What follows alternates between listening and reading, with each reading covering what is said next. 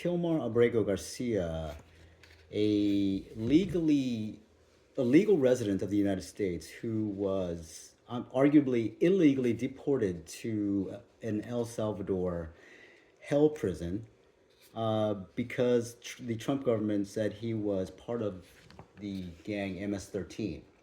And recently they used as evidence a fake photo of his hand, which supposedly had MS-13 tattoos on it as part of the evidence. But as they've shown, it was a bullshit doctored photo. So, what do you think about this? First thoughts. I don't understand why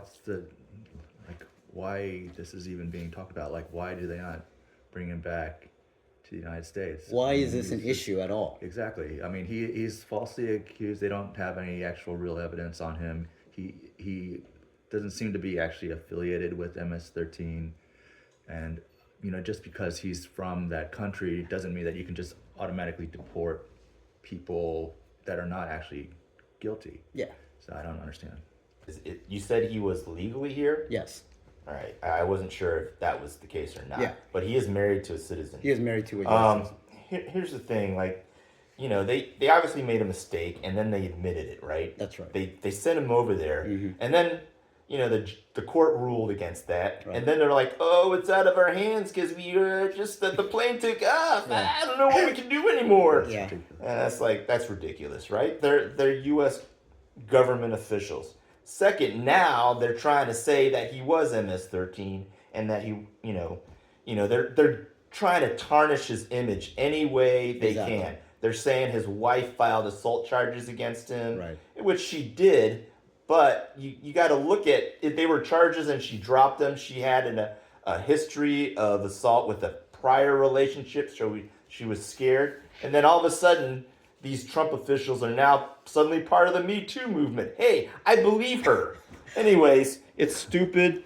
I mean, this is a bad sign. However, the biggest issue here is there's no due process. You can just say, hey, I suspect this guy, I suspect that guy. You can take anyone and just ship them out for any stupid reason, and they don't have to be proven one way or the other whether they've actually committed crimes or whether they have not. You got to go through a court of law. Let me sum up the situation this way. His character, and if he's Satan or not, is irrelevant. He should never have been sent overseas. Last time I checked, we're all supposed to have our day in court if you are accused of a crime. First of all, he was never indicted for anything. There was no process that he underwent. This is the biggest sham of a case in forever. So this is the danger here. It's no due process. So Absolutely. That opens up, the door for anyone to be deported, anyone to go. In Florida, they arrested a U.S.-born citizen, and they obviously released him, but he was kept in jail overnight. Oh, absolutely. Against his will. See, that's the thing. Trump are starting to become more fascist. Trump has actually sort of snidely remarked that, we need to send some of our homegrown criminals over there to El Salvador during the press conference with Bukele, the president of El Salvador. And it's just, where is the line? Where do you say, if they can just grab anyone off the street without any type of justification and then send them overnight to a different country, how fucked are these people? That's what I hear. I hear Fox News is saying, why are you guys all focused on just this one case? There's millions of other cases that are important. They're pointing fingers at the Democrats, but this one case is setting the precedence for something that can cause a lot more damage to our democracy. It's, something?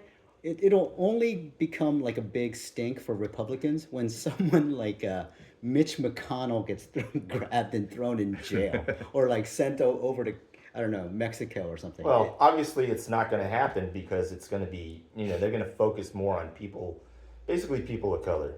And it is not just one incident. I mean, right now they're deporting people who are here legally on student visas, basically because they speak out against the government of Israel. Right. Well, you don't have free speech anymore. I don't know. You don't have due process on that. They can ship them out now. Yeah. I don't know why Marco Rubio is talking. I mean, his parents came from Cuba. They were, like immigrants, and like, he was born when they weren't even citizens in the United States. Let me explain. Marcuck Rubio. Let me explain why Marco Rubio is defending the Trump administration, because he has decided to just bend over He and wants the job. spread his ass cheeks to whatever Trump wants. Yeah. Okay? Being the masculine He's conservative lost. guy he is, He's- he's going to be a cuck and say, "Give it to me, Donald." No, he's lost everything he's that's given made up up his any kind of heritage or- principle whatsoever. There are so many moments of pure hypocrisy that this man has committed. It's like he's almost more sad than Donald Trump, because at least Donald Trump just kind of like, he's just a dick, and he just says, I'm a dick and I'm going to do dickish things, whereas Rubio pretends that he's a good guy. So, you know something? Fuck little Marco. Yeah. Yeah, exactly. I agree. All right. Well, best of luck to Mr. Garcia. Hope he comes back someday. Jesus Christ. We are in a constitutional crisis. There's no threat of one. We are in one, ladies and gentlemen. The door has opened for fascism, period.